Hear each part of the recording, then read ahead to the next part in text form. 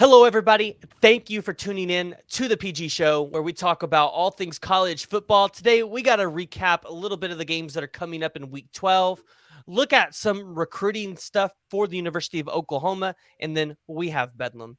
But before we do that, please go ahead, hit that like and the subscribe button. Let us know what you guys are thinking down in the comments below as we walk through some of these games. But I have a special guest on with me today, a frequent guest of the channel. I have Jay with Unfair Sports on with me today. How are you doing? What's going on, PG man? I'm excited. It's gonna be it's not gonna be as exciting of a week 12, but it's still gonna be some good football. Oh, it's going to be some great football. Going to be some great football. So go ahead and tell everybody where they can go ahead and find you. Yeah, just search for me on YouTube at Unfair Sports. You can find me wherever podcasts are downloaded and listened to as well. We do similar to PG, talk college football, a lot of OU football, as well as really sports in general on the podcast itself. So check us out. Check him out. Great content. Like I said, frequently on the podcast, and he brings a lot of good topics. So let's go ahead and let's jump right into it. Texas at Kansas. Kansas just isn't getting the respect they deserve from Vegas. Texas is currently favored in this game by 9. And that shocks me a little bit because I get it. Kansas is without Jalen Daniels. I think they are aiming for him to potentially return in this game, but they've been without him for pretty much half the season at this point. But Jason Bean has been able to come in and step in real well and play for him at that quarterback position. But Quentin Ewers hasn't played played very well on the road in these true road games. And you can imagine with this being a 2:30 game, Kansas fans are going to come out. They're going to pack that stadium. Students are going to be there. It's going to be loud. And hey, you know what? Kansas has beat Texas pretty regularly now up to this point. So the fact that they're not giving Kansas any love or respect here, man, it really bums me out. But I know Kansas is going to come out victorious in this one. I'm picking Kansas to win it outright. What do you think about this game? Yeah, I've been looking into it, and the Jalen Daniels piece to me is really the X factor. Who's going to quarterback the Jayhawks? If they get Daniels back, I do believe they win this game. If it's Bean, I don't know. That Texas defense is good enough, I think, to slow him down and cause him problems. My question is going to be is what that Kansas defense is going to do. Now, we saw what TCU's defense could do to this Texas offense. I mean, they held them to only 3 offensive points. The only other score that Texas got was that scoop and score on the defensive side. So the question is going to be what can Kansas's defense do without Kobe Bryant to force Texas to not be able to throw the ball? Yeah, I was talking about this with my boy Coop on Unfair Sports. One thing that we were looking at is what is it going to look like for the running backs at Texas? You go with Bijan as well as Roshan. If things, which looks like the wheels are starting to slowly fall off of this Texas team, will they finish the season out? Will they want to stay around, or will they, pull a hammy or have a strained calf and be done for the season as they prepare for the NFL draft? Because they're both going in the draft. Bijan is going to be the first running back going off of the board. Roshan's probably going to be at least second, maybe third rounder. At least third rounder to me. He may move into the fourth, but he looks like a third round running back to me. What are they going to do? Are they going to protect themselves for their future? Because I don't think they're going to play in a bowl game.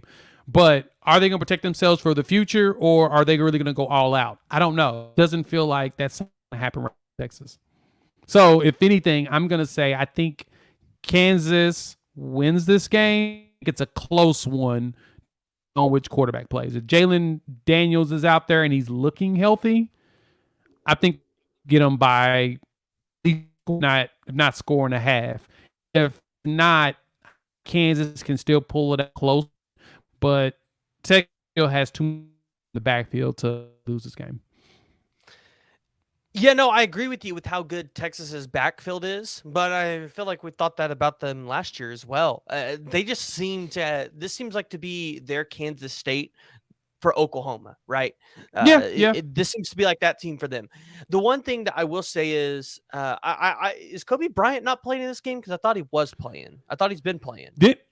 I thought he was done after playing against us. It looked like he broke something in his leg, but I mean, I could be wrong. I sworn that he was done after the OU game. I could be wrong as well, but I thought he's been playing. I might be totally wrong though. I thought I've seen him out there on the field. If he plays, he's an X factor for that Kansas defense. And to considering that Xavier Worthy has been down this year for Texas, and it kind of makes me wonder with all of these rumors that you see circulating on Twitter about Xavier Worthy, which we're not going to get into. It makes you wonder if Xavier Worthy's thinking about shutting it down, right? Makes Hey, sense. Kansas is a little bit less And of an you're important right. Kobe team. did play. He's played the last couple of games.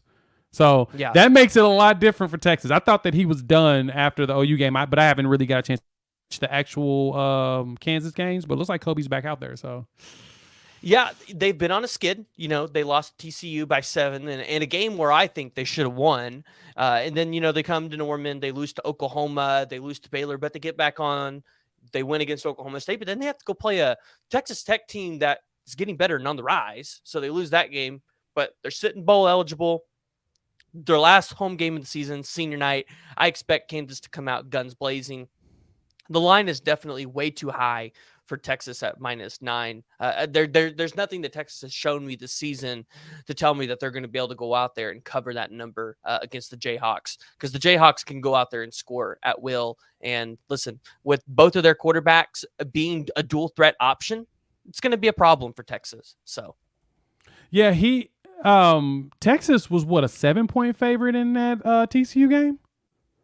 yeah, they were a 7-point favorite. Woo. I don't know how that happened either. Vegas has, and honestly, even ESPN's like predictive of like the SP Plus. Texas is really systemically, they should be better than what they are. Like I think that when I looked at the SP Plus the other day, Texas is like 8th in the nation. They believe based on their recruiting class and the players and the talent. They're ranked high. Hell, Oklahoma's 18th. So that tells me that the teams are just underperforming from what they're supposed to be. And a lot of that's coaching and players not doing what they're supposed to do. A lot of factors go into that. Texas has had a year to figure it out, and it doesn't look like now in year 2 it's not being figured out by Sark yet. They're supposed to be better than what they are. I guess you could just say that. I mean, hell, look at Oklahoma's spread for the last 2 weeks. They should be better than what they are. Yeah, no, they should be better. Texas probably should have won 10 games this year at least. So they've definitely have been on the downward trend. But talking about TCU and Texas from last week, that was a big game for TCU. Really big game. Huge. Now they have probably the next biggest game, having to go to Waco at 11 o'clock and play Baylor. You came off of a pretty emotional win in DKR. But here's the deal. This is a Baylor team that I know they haven't looked, as complete as they have in the past. But this is a Baylor team that can still come out here and beat you. You're only favored by 2.5 in this game. And we know that these are the kind of games that Dave Aranda lives for. He lives for these games. Yeah. And those Baylor students, they are going to be out there rocking the stadium, and they're going to be ready to try to upset the number 4 team in the country. I mean, shoot, look at what they were ready to do to Oklahoma last year. What's your thoughts on this one? Man, a couple weeks back, I think this is the game that TCU loses. I think there should be better prepared, but that TCU defense is playing really good right now. And Blake, was it Shappen? He is not it. At the same time, you quarterback that so Quinn Ewers did not get hurt. Some like undisclosed injury we haven't heard about. But I can see Blake of this game, the freshman that comes in. I'm wondering what that freshman's going to look like. Just a little bit of him, but he is a more of a dual threat QB. Looks like he can throw. I'm curious to see if Baylor can contain what he's doing this year, and at the same time get their offense mean, if those two running backs with Squirrel and Reese at should be able to put it on TCU. Hell, Oklahoma's able to TCU. The question is going to be, can they keep that going and control? If they can control, I think that Baylor has a win. The defense is still old, but I just think the TCU is they're just a well-oiled machine. I mean, they have many veterans on that team. Next year, man, I'm telling you, he's going to lose a lot. He's got a lot to replenish. He's got a cupboard to refill. Jay Patterson had filled up for this year to be really dominant. So honestly, I'm thinking TCU squeaks. I think it's going to be closer than expected, probably in like the 35 to 32 range. Okay, that's good enough. Let's move on to the next game, one that I think is going to be pretty interesting. A lot of people should keep their eyes on.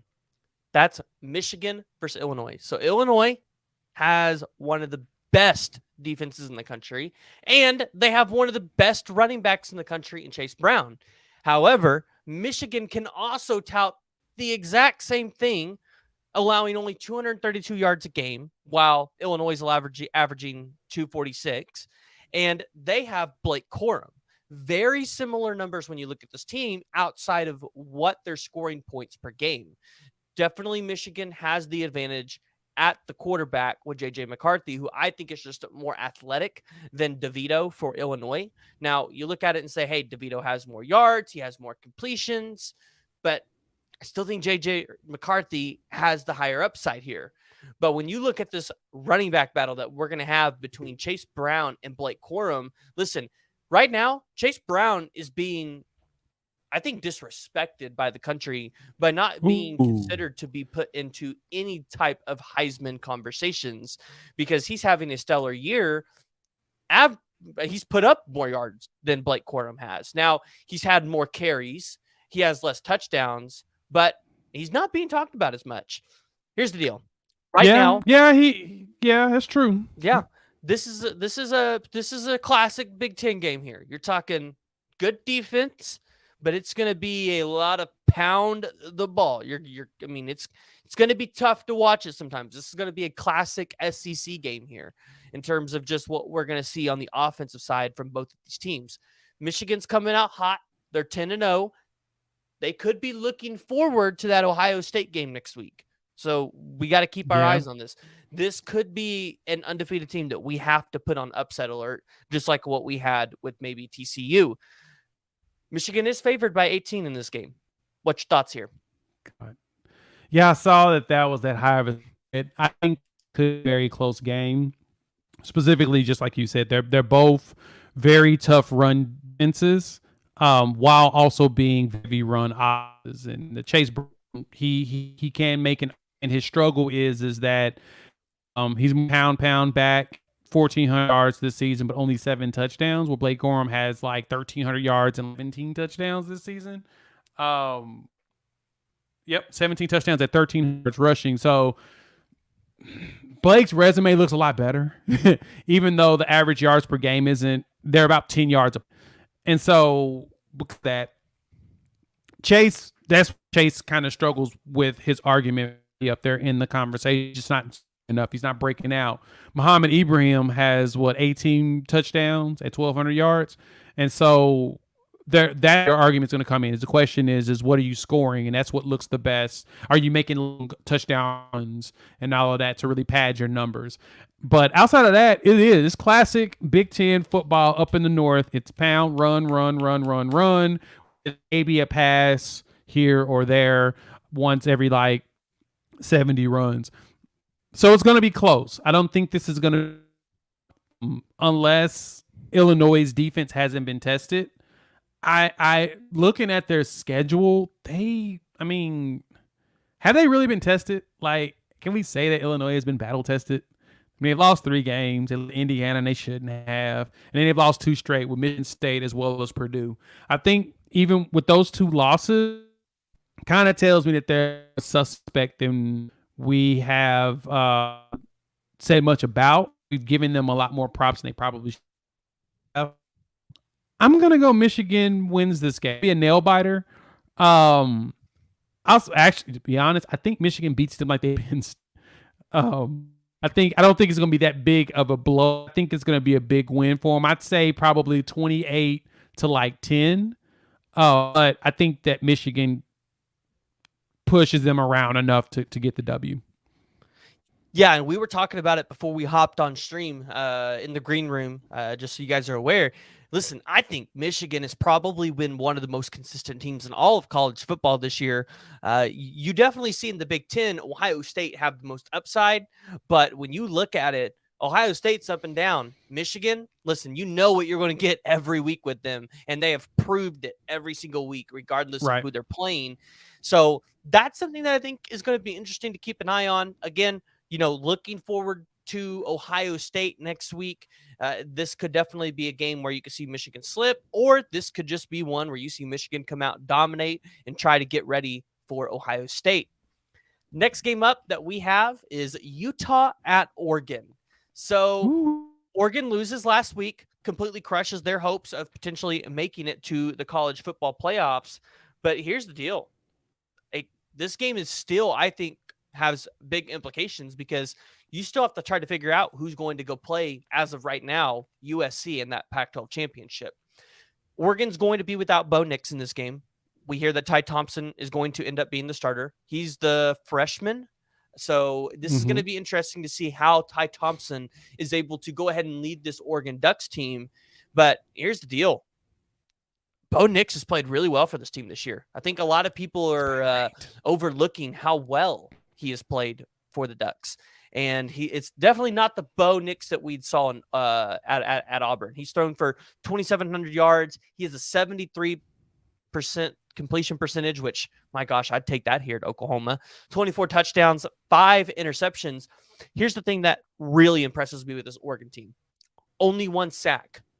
1 sack. Now, mind you, they played the number 1 team in the country in Georgia and still only have 1 sack on the season with Bo Nix. Now, they have a sack on Ty Thompson as well, and you can allude that to just, hey, they gave it up, or Ty Thompson just, him being young, didn't get the ball out in time. Regardless, however you want to look at it, the Oregon offensive line, they know how to protect their quarterback, and Dane Lanning's doing something special up there in Oregon. I've been following what they're doing in the recruiting trail. They've brought the guy up there that Oklahoma's trying to get, and David Hicks and Peyton Bowen. You hear them trying to go out there and get Samson Okununola. They have a flip prediction put in for Caden Proctor. I mean, this Oregon team is just on a roll right now, even with 2 losses at the year. They are not favored to win this game against Utah, though, even though it's in Eugene, which is what surprises me. Utah is favored by 2. The FPI has Utah favored by 51.8%. And here's my deal. I think it's all wrong. Vegas is wrong. ESPN's wrong. I think Oregon's going to go out here and probably win this game by 14. What's your thoughts? See, it's the quarterback, man. If Nix was playing, this would probably be I think Nix give this a 6-point swing. Oregon be a 4-point favorite. Yes, he'd be like a 4-point favorite if he was playing this game, but he's not. And so we don't know what backup quarterback is going to do. We don't know what to even expect out of him. Because of that, that's where the struggle is going to come. Even to put money Oregon winning this one.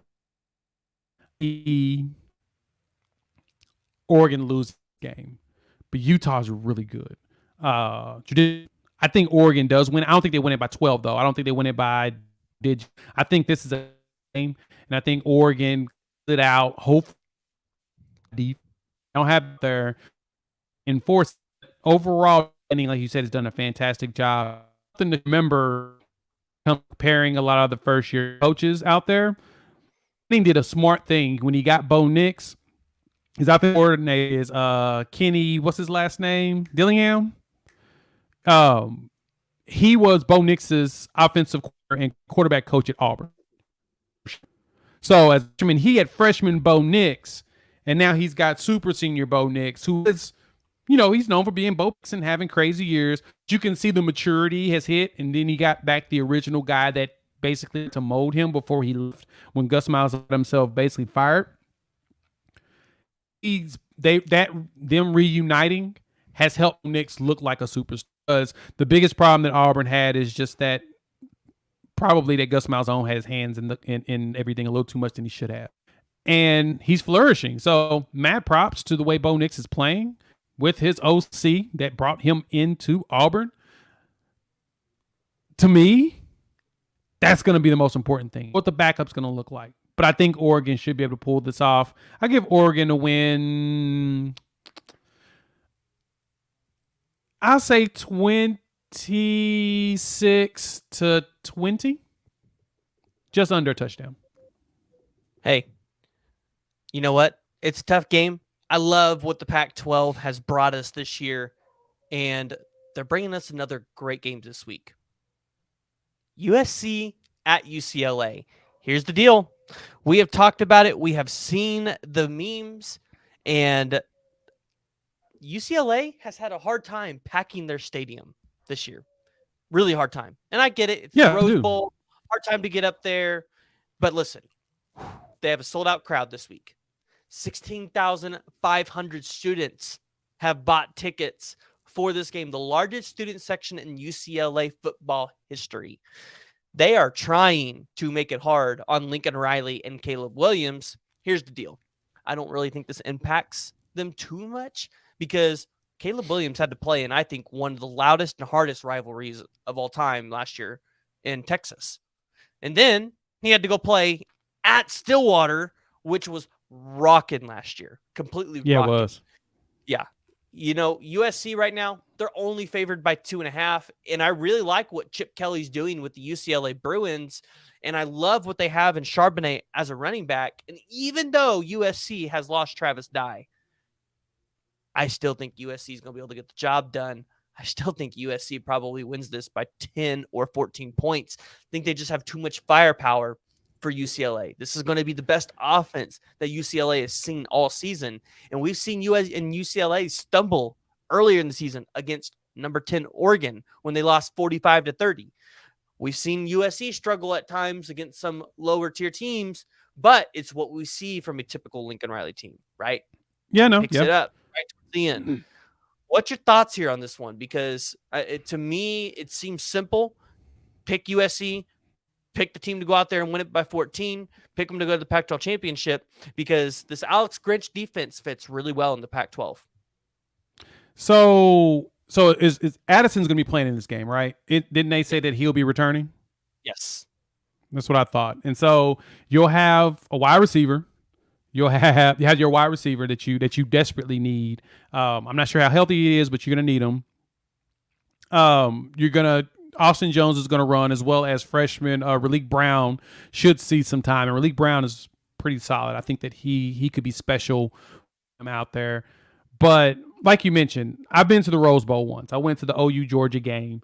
And it's hard to get out there. Like I get why UCLA struggles getting people out there because it's hard. Like they bust you in there because it's just so tough to get through Pasadena to get out to the stadium. The Granddaddy Mall is beautiful, but it's hard to get to. And so because of that, it's being on campus, you just walk to that bad boy and you're good. At the same time, LA, you got 8 meetings to do winter time than to just sit outside at a stadium. You just go to the beach. I get why they struggle, and it's fair weather community. All that people, I can my other time doing other something that me like so. But them having 16 students going in that big stadium and the way that it's set up, it's kind of a big deal. And I like UCLA's offense better than USC's. Now, this is going to be probably the two most inventive offenses probably in college football with the way that Chip Kelly really changed the game with what he did at Oregon the years he was there. And honestly, he helped change the NFL. And that's that spread offense and the zone reads and stuff. He helped influence a lot. And he tried to do it with little dudes, and that's not something that was working at the time in the NFL. But it did work in college, and I think that it's finally getting his imprint at UCLA. There's a really good chance that I think Chip Kelly pulls this victory out. I think they pull this one out, and kind of like Matt may mention, USC is 0-1 against ranked teams. I don't think that's the only thing, but I just think that Chip Kelly is a veteran coach. I think that he's a little bit better prepared. Roster wise this year in comparison than when he was when he played OU the first 2 times when he was there. I think his talent is a lot better, and he's done a lot of really good job in the transfer portal, just like USC. And so I think he's finally figured out how to put it all together. I think they pull this victory out. USC's only with a 2-point favorite. I'm gonna go with UCLA with the upset at home. This is an upset.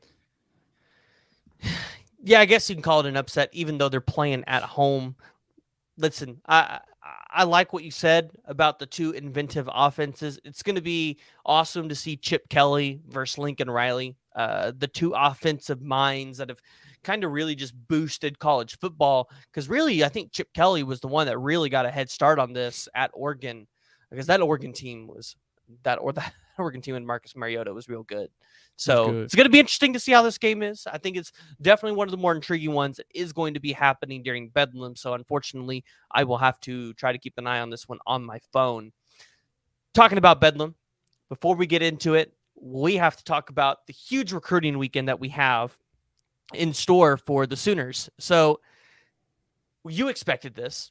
Bedlam's at home, and they'd put their best foot forward on the recruiting trail.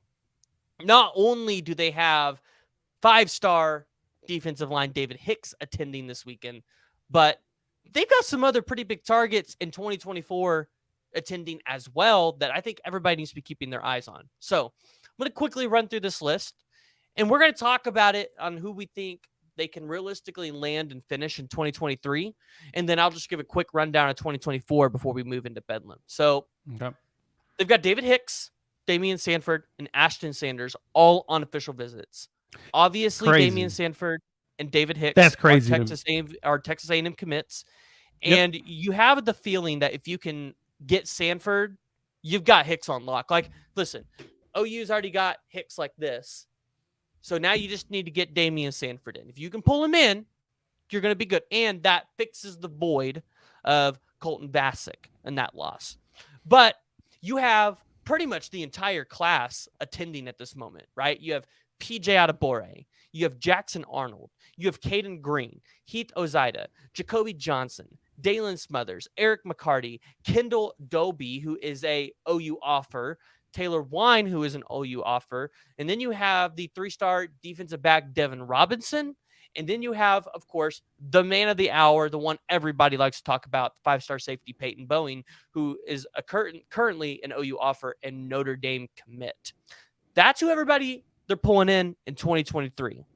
On the 2024 side, you've got a list of a lot of elite guys. You have 5-star defensive lineman David Stone, who I think we all realistically expect him to land in Oklahoma. There is the shot that maybe Michigan State slides in there, takes him from us. But from everything, it sounds like David Stone wants to be back home, right? You hear how he's homesick, how he loves it here. He's from, is it Del City? He's from Del City. Rumor has it he's going to potentially come back and play at Del City next season.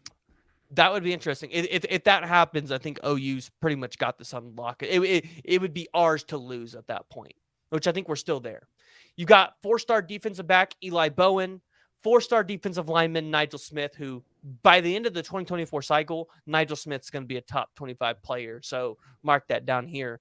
4-star defensive back Jaden Hardy, 4-star defensive back Aaron Flowers, which I'm not going to lie, I love hearing all these defensive backs. I love hearing how they're all coming. You've got 4-star DB Aaron Scott, 4-star wide receiver Bryant Wesco, 4-star offensive lineman Grant Bricks, offensive lineman Harrison Utley, who is from Norman North. You have the 4-star running back Stacy Gage. Listen, it's going to be star-studded on the recruiting trail. I don't think I have seen a recruiting class like this in Norman in quite a while. So this one's going to be fun to watch. Tell me a little bit what you think about the 2023 guys, and do you think they're pretty much able to close on everybody we think that they should close on at this point?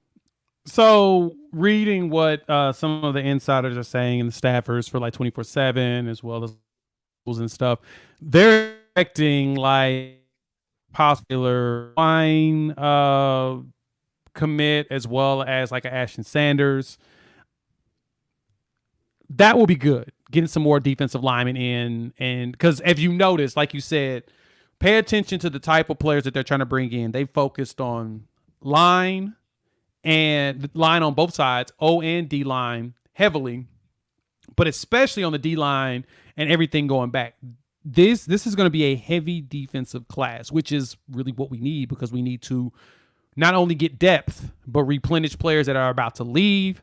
And we need to size up in preparation for the SEC. So you want to get those guys that when you bring them in, they may seem smaller, but they've got the frame to add 20 pounds of muscle and strength and weight. So whenever you move into like the SEC in 2025, you're ready to go. You know what I'm saying? You want those players to be at their junior year or redshirt sophomore year, big, bulky, and ready to start playing. And so their mindset, it looks like, is that they're focusing on the defense. They're focusing on the thing that's required in order to win the SEC. I know a lot of people, especially those listening, we have some cross listeners or whatnot. What's good, Jimmy? What's good, Matt? That watch on both of our shows. And one thing I try to talk about the most is that we've got to prepare for the future. I know that everybody wants to win today. And the one thing I've had a few people say in comments to me is that, oh, we won't make it in the SEC. And I think that's BS. And then people add that, hey, we need to add transfers. That's not going to win you in the SEC. Go look at the way Georgia and Alabama are set up. They're not full of a whole bunch of transfers, especially on the defensive side. A lot of their players have been there a year or two underneath that regime, underneath their strength and conditioning coach, so that they can be good. Or they go after guys that are already prepared. So they do pluck some top players. But for the most part, it's their guys. It's their recruits. And that's kind of like what Venables and them are looking at. They're like, we've got to bring in our own dudes. We've got to build our guys up. And if we build our guys up, guess what? They'll be ready for what's going to happen when you go up against the real big boys in the SEC, because, they care more about football. So looking at these, I'm excited about Adebayo coming in, because I think that he can be a good recruiter. He's very quiet. Haven't really heard much about him. Of course, we've heard the rumors of, oh, there's a chance Oklahoma's going to lose him. I don't think he goes anywhere, because I think that he comes here and he knows that, oh, yeah, I'm going to, A, start probably as a freshman with his frame, and B,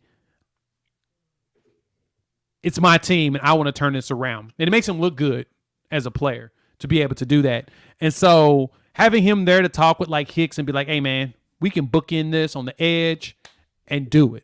Let's go.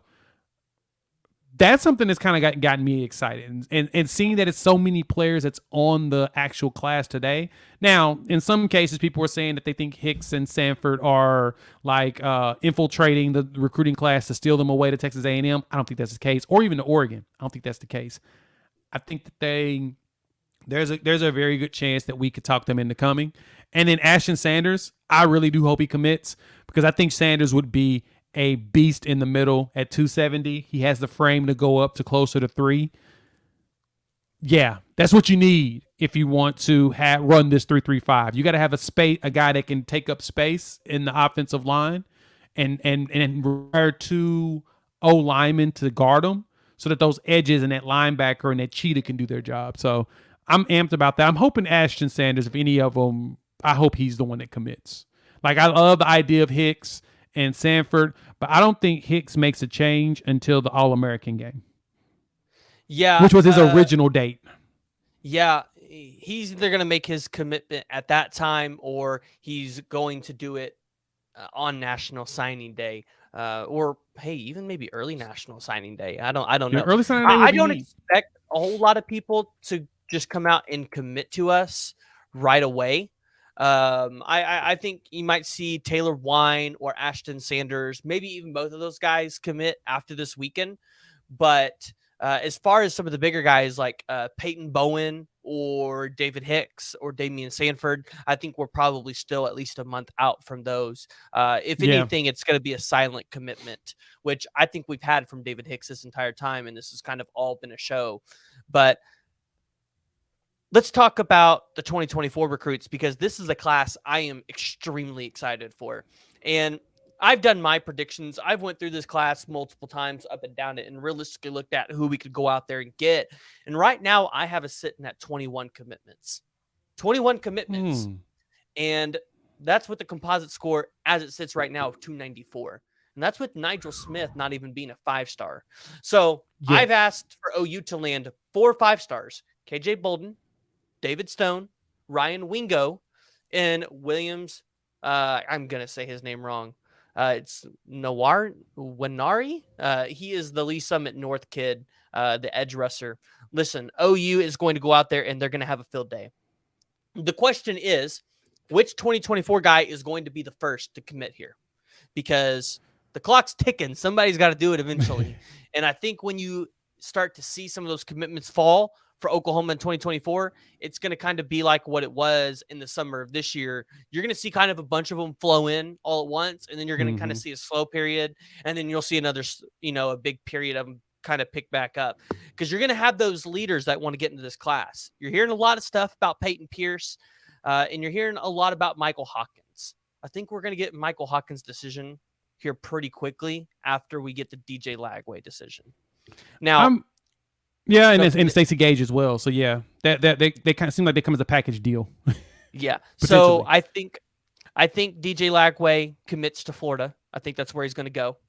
Now, that's interesting because they just got their quarterback of the future in Jaden Rashada. So I'll be curious to see if that's actually where he lands. But it seems like everything is trending to the Florida direction. If OU somehow comes out of the woodworks with DJ Lagway, you guys are going to see me fall out of my chair on a video, because I think that will probably be one of the more shocking recruits that Brent Venables will have probably in his tenure in Oklahoma. Because that'd be a big deal. DJ Lagway has kind of leaned at some points towards Oklahoma, but listen, with Jackson Arnold coming in, and as much as Michael Hawkins loves it here, I just don't think that we start to see the DJ Lagway sweepstakes hit Oklahoma. But listen, I know Michael Hawkins is only a 4-star. Jackson Arnold was a 4-star when we got him. So he still has lots of time, and he plays at Allen too. So remember that. He's going to have a lot of eyes on him playing at Allen. So let's take that all into consideration. It's early to be thinking about the class, but it's starting to heat up. After early National Signing Day, you're really going to start to see the 2024 class pick up. I think OU has got a lot of great options that I think that it's going to be really hard for them to miss on in this class. I don't think they take a lot of running backs in this class just because their running back room is so deep anyways. I think, Stacey Gage, you expect to be able to land him, and you probably got one more spot, whether that's for Caden Durham or any of those other guys. You want to be able to land Ryan Wingo, the 5-star wide receiver out of St. Louis. I think there's a lot of talk about maybe even Bryant Wesco, the 4-star wide receiver. And then, like I said, we listed all those DBs, right? If you're Jay Valai and you're Brent Venables, you really want to go out there and make a splash. You really want to help solidify that secondary as much as possible. And it all starts with KJ Bolden at the safety position. If you land him and you're able to land some elite talent in the secondary, you're good. You're golden. So as of right now, I've got us at 21 commits at a 294 composite score. I think OU lands somewhere between 310, 315 in 2024, probably in that, I would say, 25 to 28 range of commits. And then I expect to see some transfer portal acquisitions as well. He's not going to rely on the transfer portal as much as some other guys are, but he's definitely going to be able to pick some guys out of there. Is there any thoughts about that before we move on? Yeah, transfer portal works best if you can get guys that are really ready to play, like really physically in the condition to play today. And it's very hard to find that because a lot of guys that are going in the portal usually aren't. Unless they are dealing with like a whole bunch of craziness at their former school where like the coach get fired and all of that stuff doesn't it doesn't always work out that way. But besides that, the 24 class, I don't know about Lagway. He'd be cool, but I think we want Hawkins, and Weston's right. I think Hawkins out of Texas is one that we really want to go after. I think we're probably going to win him. And you want to have a quarterback in every class. You don't want to do the thing that Lincoln Riley did where he would go every other year, because that leaves you in a circumstance that we are today where we're missing players. We're short on depth. So if we ain't got depth, we're gonna have problems. And so you want to make sure you get a quarterback every class. And honestly, you can if you're once you establish yourself as the coach that can get guys to the league or get them viewed as league ready, you can take two in a class like Alabama just did. And then if one of them doesn't pan out, you convert him to another position, kind of like Texas did with Roshan Johnson. You want to be able to get at that point where you've got a stable of them and they're competing. Iron sharpens iron. And I know a lot of players don't like that idea sometimes, but the real competitors will because they'll understand that that's what's going to get them to the league. And if you can show that all you got to do is play 1 year here, you'll end up being okay with getting a lot of players in. So I'm hoping we, like I said, get one every class because that's what makes the most sense. I do think Hawkins is probably the one that is the one that will probably end up winning. He seems like he's very interested in being here and being underneath Lebby for however long we keep Lebby. You know, I think Lebby's probably got 3 years. By the time his contract's up, I could totally see him getting a head coaching job. He's an offensive guy. Everybody hires offensive guys. Those are the ones that seem to be getting most of the head coaching jobs, even though your defensive coaches are the ones that are really winning the championships. But it's neither here nor there. Yeah, the 24 class, I want to see where Stone. I want to see if Stone goes ahead and commits. That's the one that I'm interested the most in. You know, that one's going to be interesting, but I don't know how many officials Stone has taken. I know he's been to Michigan State. He's he's high on Michigan State, right? Very. Which is concerning to me because OU's been losing to Michigan State. They lost by Job to Michigan State. Michigan State's been trying to get in on a lot of the other recruits that we got. So it's like Michigan State's using us as their recruiting pipeline, which I don't like that. But I agree with you. Right. This is the one thing that Lincoln Riley did not do well at Oklahoma, which is recruit talent every single year, be able to pull it in. And I don't think Lincoln Riley is as good as a quarterback recruiter as everybody wants to make him out to be. And here's why.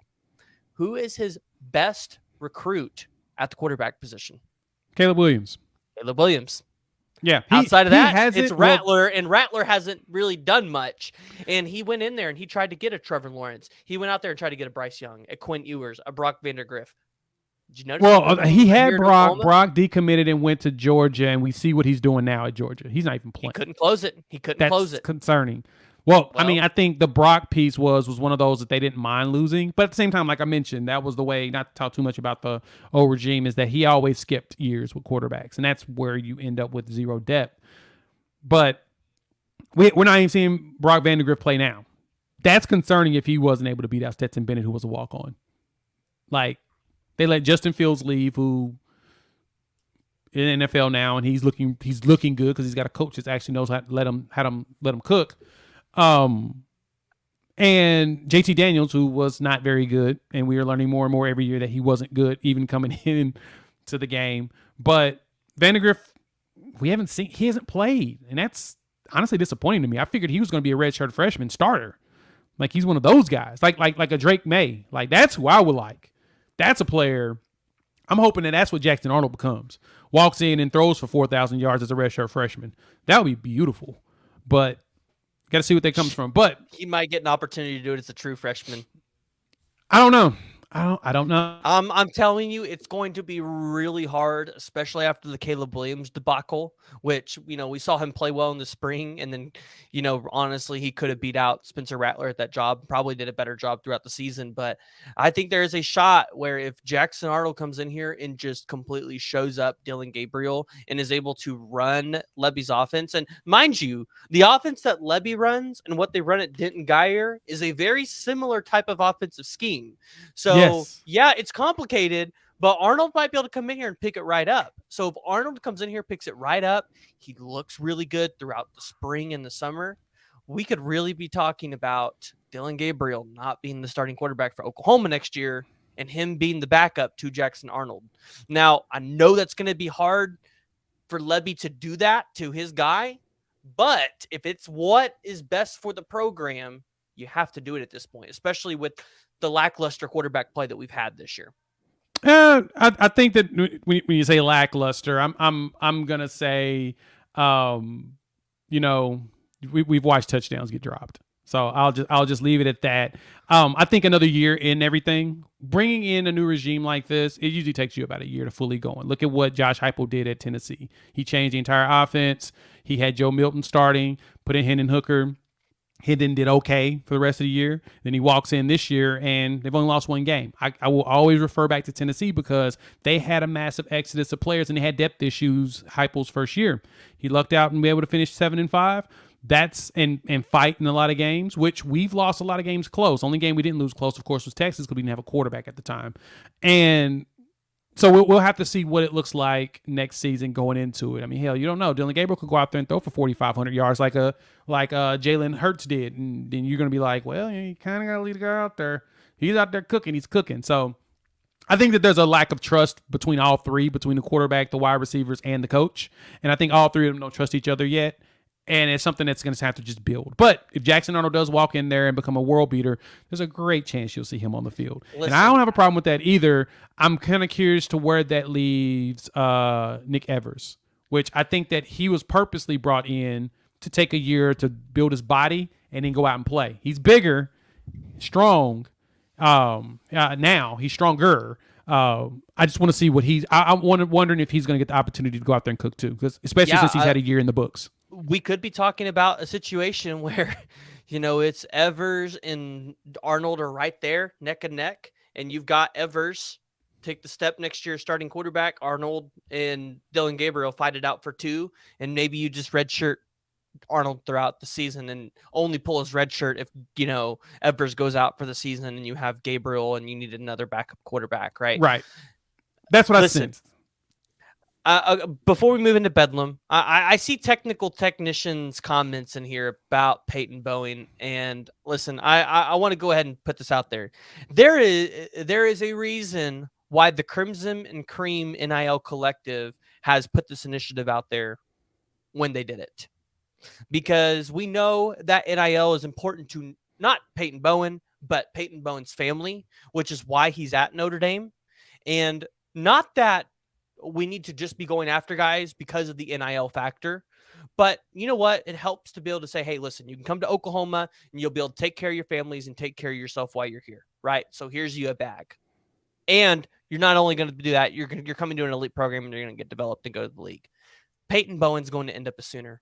I can't say anything else more than that, but he's going to end up being a Sooner. So let's go ahead and let's move into Bedlam, because we had a nice little recruiting talk there, but it's OU versus OSU, and listen, I'm just excited that it's here, because we have had to hear from Oklahoma State fans for way too long about how they beat us last year. It's been way too long, and I'm tired of it. I'm tired of hearing Oklahoma State fans talk about how good they are when, let's be honest, they got lucky last year. That Lincoln Riley really wanted to go ahead and go out to the West Coast and get away from the bad weather that Oklahoma was about to have with the snow and everything. He didn't want to be here because of the cold, so he was trying to get out of Dodge as quick as possible. But we're not here to throw out conspiracy theories, even though it is Conspiracy Theory Thursday. Oklahoma is favored by 7.5 in this game, and I think the line's too low. And here's the reason why I say this. It's senior night. You have a lot of seniors who have really just had a disappointing season, right? Not only in terms of what the record shows, but just also the way that they've played.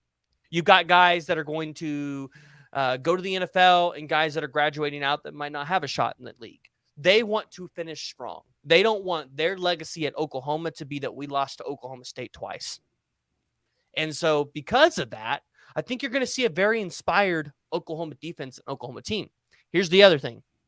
When I look at Oklahoma State's defense compared to Oklahoma's, here's the biggest difference I see. Oklahoma's defense has more potential at where it's at, because I've seen Oklahoma's defense play really good in some spots, and I have not seen Oklahoma State's defense do that. Oklahoma's defense has just looked atrocious all season long. They really have not had any good spots.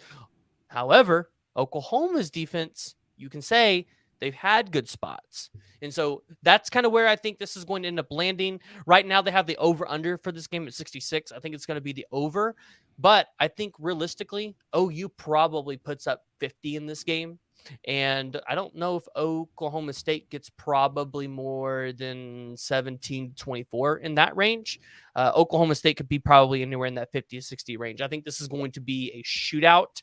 I think the fans are going to come out ready. We know what the atmosphere is. It's the first true night game where the lights are off, right? Under the dark At kickoff. sky. Yeah, It's gonna at be kickoff. dark. Listen, it's going to be cold too. It's going to be like 33 degrees at kickoff. So I'm not ready for that one. Yeah, I had fun at that But one. I'm totally not sitting in no football game that late. yeah, before I hand it off to you, guys, if you haven't already, hit the like button. There's 23 of y'all in here, only 8 likes on the stream. So go ahead and hit that like button. But go ahead, Jay. Tell us your thoughts on the Bedlam game. I mean, Bedlam's interesting. I think it's funny. We talked about this earlier. ESPN's SP Plus has Oklahoma like at 18th in the country in their eyes. As in the talent's there, they're just not executing like they're supposed to. Oklahoma State's like 22nd. And so that tells me that this is going to be a pretty solid game. Both defenses questionable. Oklahoma lost a lot more players, whereas Oklahoma's players are trying to figure out a whole new setup. So they're starting from scratch for the most part. I do think that Oklahoma State puts up a really good fight in this game.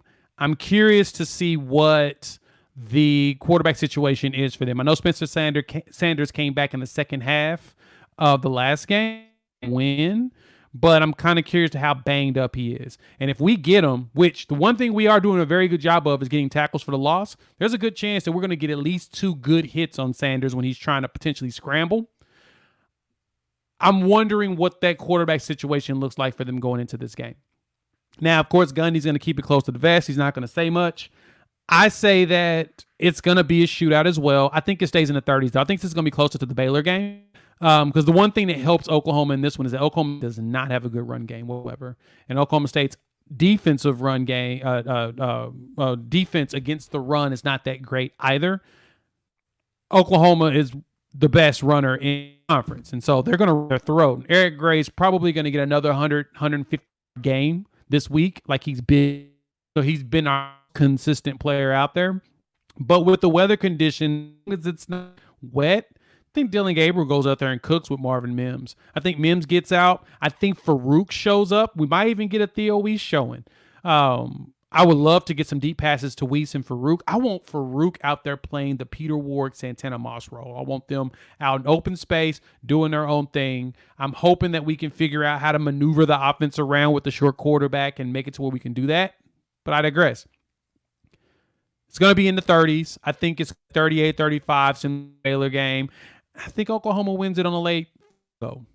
But I don't think they cover the 1.5. It just feels high for me, especially the way both defenses are playing. Yeah, see, please don't say that. I can't deal with another close Bedlam game in Norman. Listen, I already have blood pressure issues, and I'm trying to get off the blood pressure medication, so I just can't do it. And you know what? I know being an Oklahoma fan, that might do it. I'm glad I'm not a Cowboys fan. That's one narcotic you probably should get off of. If you get off that narcotic, you'd be all right, but yeah. Yeah, listen, I'm just glad I'm not a Dallas Cowboys fan, because if I was a Dallas Cowboys fan and an Oklahoma Sooners fan, man, I'd have to be on a lot more than just blood pressure medication. So we'll talk more about Bedlam after the game. We've got some great content lined up for that. But to wrap it up, there's one thing that I think we really need to talk about. And we talked about it before. And it's, why is Bedlam dying? So we know that OU is going to the SEC. Looks like it's going to happen in 2025. And Joe Castiglione has actively said he wants this rivalry to continue. He wants it to continue.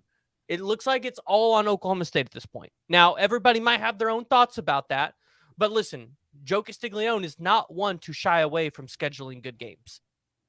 So that's why I believe him. That's why I believe that. He is not one to shy away from that. Shoot, in basketball, he was trying to get the best of the best to come schedule Oklahoma in basketball. So he does it in football too. The Ohio State back and forth, the UCLA game. They always try to focus on bringing in quality opponents, even if there's a good chance to lose. It's a great way of measuring yourself. Remember in 2021 when we were trying to get Ohio State scheduled as an out-of-conference game and just right before the season started? I was like, man, and I said, we'll even go to Ohio State to play that game just because, it brings in a lot of attention. But listen, here's the deal. Bedlam's dying, in my opinion, for one reason.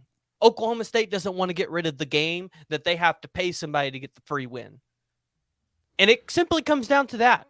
And it really upsets me because we have seen so many rivalries die over the years. Texas, Texas A&M, Kansas, Missouri. We've seen Oklahoma and Nebraska, right? These are great rivalries. Then you have rivalries that are continuing every year. These teams find a way to schedule these games. Iowa, Iowa State.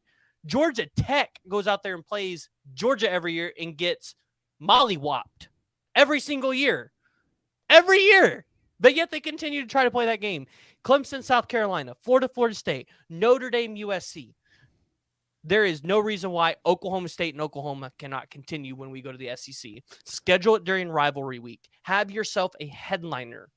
Continue to bring in money. If you're Oklahoma State and your only loss is to Oklahoma as an SEC team, that's almost like beating the FCS team. So I've said my piece. It's on Oklahoma State, but I'm gonna give it to you because I know you got some thoughts on this.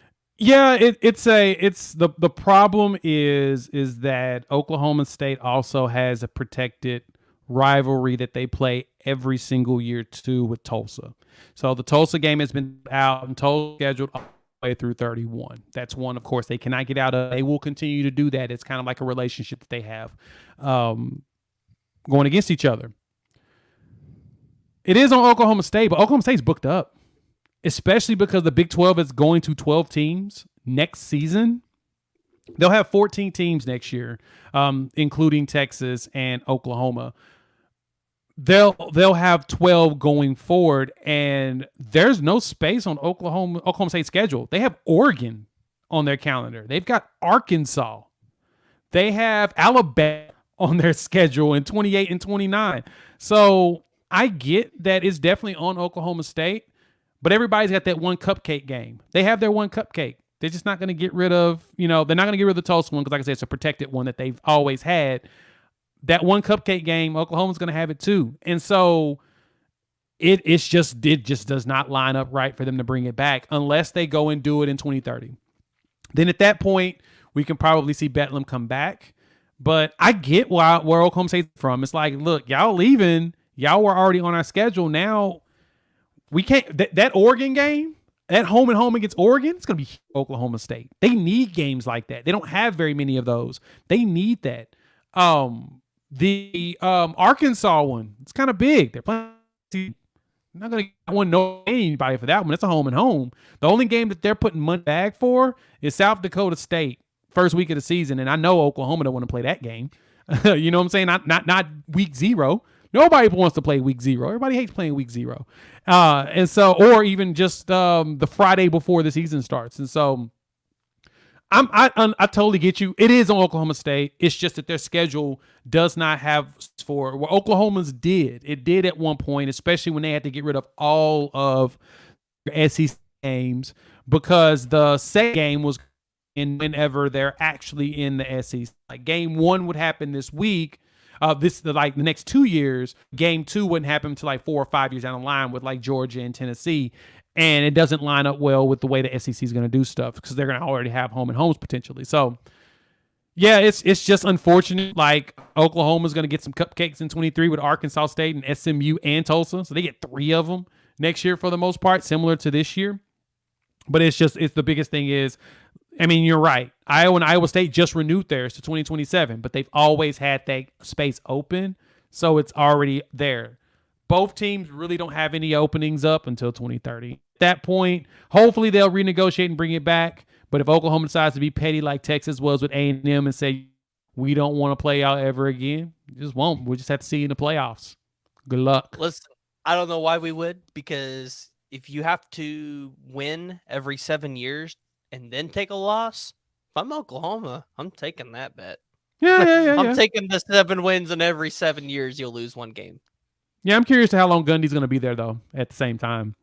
I mean, it seems like he's a lifer, but teams have been trying to court him for years. At some point, he's going to go ahead and try to get up out. I don't see Gundy being a lifer there forever. I think he's going to end up leaving eventually.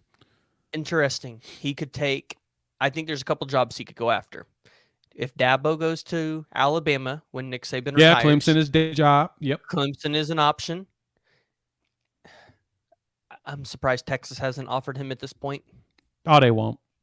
He wouldn't take the Texas job though either. That's the other thing is he wouldn't take the. I don't know. Money talks. Money talks. It does, but at the same time, Tennessee offered him a bag and he left. He stayed. Heupel instead. Well, it was during the interview process. Actually, it was right before the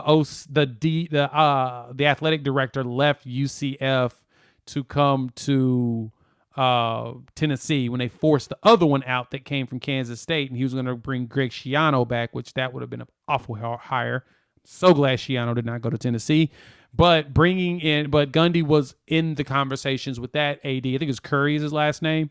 And then the AD from UCF gets the AD job from Philip Fulmer after all the crazy fiasco stuff, and he brings his guy with him. So I don't see there was opportunities for him to leave for money, and it doesn't seem like money is the thing that's his driver. He's gonna probably take his time and because he's got it easy here. This is a simple life. Hell, he just got $1 million raise, which I think was stupid. Why give him the raise? Give that to Jim Knowles, convince him to stay. But you didn't do that. You let Jim Knowles leave. He's now doing defensive stuff at Ohio State.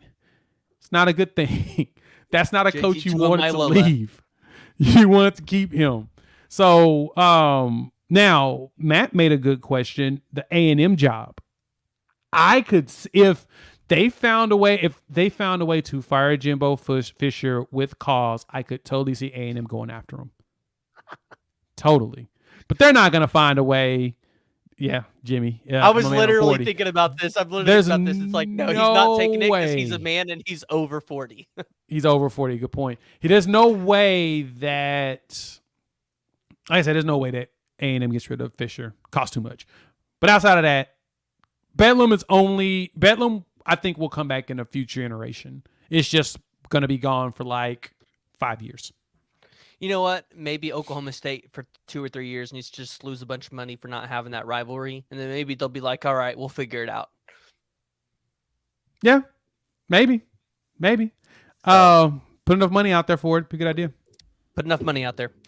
Well, that's all that we got today. That's the conclusion of the show. Listen, if you guys like it and you guys have made it this far, please go ahead, hit the like and the subscribe button if you guys haven't already. If you listen to this on any of the major podcast platforms, Google, Apple, or Spotify, go ahead, leave me 5 stars, leave me a review.